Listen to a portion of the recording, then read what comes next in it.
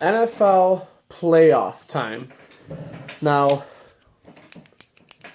when I mean NFL playoffs, I mean the wild card games, which are some of my favorite games to watch.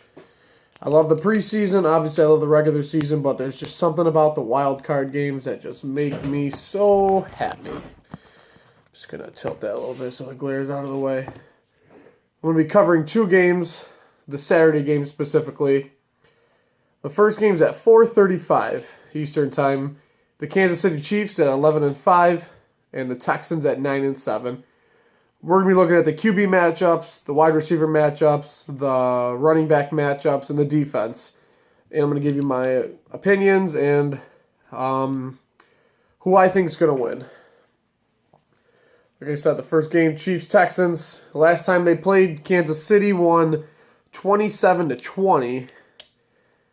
And the QB matchups we're going to be looking at are Alex Smith of the Chiefs and Brian Hoyer of the Texans.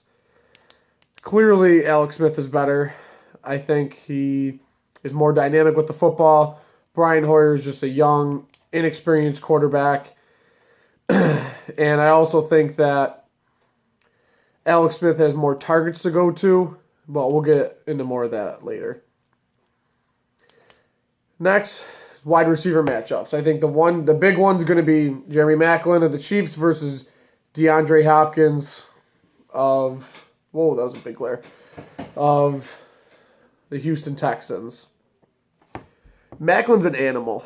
Ugh, I miss him on the Eagles so bad. I really wish we had him. But of course, shitty Chip Kelly had to let him go. I was looking at their numbers. The numbers are relatively the same. I think Hopkins has maybe 600 yards more, I think. But Hopkins is just an animal. So they're really gonna have to worry about him on the battlefield. That's Kansas City's defense, obviously. Looking at the running back situation, we're looking at Charcandrick West of the Chiefs versus Alfred Blue, which isn't really a big matchup. They're pretty much the same yards wise and all-purpose yards. I looked up both of theirs the other night. Honestly, I think who's going to win this matchup is going to be West. I think because he has better all-purpose yards, and also I think he's better with the football than Alfred Blue is. I mean, Charcandrick West was the backup to Jamal Charles, and we all know how much of an animal he can be. And our defense is great on both sides. Obviously, the Texans have J.J. Watt, who is an animal, and who's playing with so many injuries. I mean, the dude's got a broken hand and he's playing. It's insane. I think Kansas City's defense is ranked 7th, I want to say, and I think Houston's even ranked better than that. At like 6, maybe 5. I may be wrong. It doesn't matter anyway. It's going to be a defensive game. It's going to be a relatively low-scoring game, but because of those offensive weapons on each side, I believe that it's going to be a lower scoring game than everybody thinks it's going to be. I'm assuming that Andy Reid's going to have some nice tricks up his sleeves to beat the Texans. Like I said, the Texans did win the division.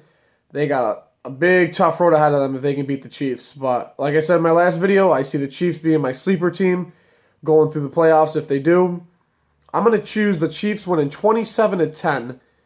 And I believe that Macklin's going to be a big reason why they win. And I believe that Charcandrick West is going to have to run a lot and get a lot of all those all-purpose yards in order to win. On to the next game. 8:15 Eastern Time. The Pittsburgh Steelers versus the Cincinnati Bengals. Last time they played, Pittsburgh won 33-20. Pittsburgh being 10-6 and Cincy being 12-4, this isn't.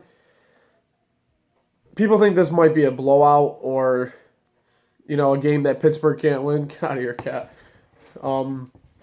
My girlfriend's cat. This game is going to be offensive heavy. I believe that as well. I mean, I believe that's going to be a lot of offense in here. And the QB matchup obviously is Big Ben versus they're saying that Dalton might come back in this game. I read a report the other day on ESPN.com that said he might be coming back. And if not, if he doesn't come back, you got A.J. McCarron, who was an animal in college, and he's not doing that well right now. But I believe if they have to, Andy Dalton will play. And obviously, this one's going to come down to an offense. This is going to be an offensive game. I can't. I mean, look at the wide receiver matchups. Antonio Brown versus A.J. Green. Antonio Brown his numbers are he has way better numbers than A.J. Green does this year. I think the separation between them is about 700 to 800 yards. But what A.J. Green does, his height, the way he can jump. I mean, if you watch his last game, that crazy touchdown catch he had where he jumped off his back leg. It was insane. Look for Antonio Brown, obviously, to be Big Ben's main target that game. Running back wise, DeAngelo Williams versus Jeremy Hill. I looked at their numbers. I think Williams has about 900 yards in the year, and Jeremy Hill only has about 700 maybe. I think that's going to be I don't know. I don't think anyone's going to run really well in this game. I don't see it happening. I think because the fact that you have Antonio Brown and A.J. Green is just, that's what they're going to want to look for. It's playoff time. You want your biggest, baddest guys to go out and make those plays for you to win the game. Defensive-wise, both these teams are not good defensively. Pitt's not the defense they were in the 2000s. Like, they were animals. And I think the Bengals are like 20-something in defense. So, and two other players I really want to look at in this game are going to be Tyler Eifert. He has 13 TDs on the year, and I really expect him to be if Andy Dalton plays, Tyler Eifert's going to be his go-to guy.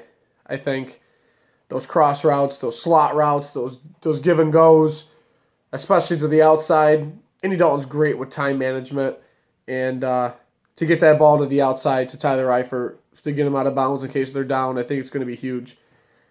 And I also think Martavius Bryant is going to be a big contributor as well this game. He's a great wide receiver too.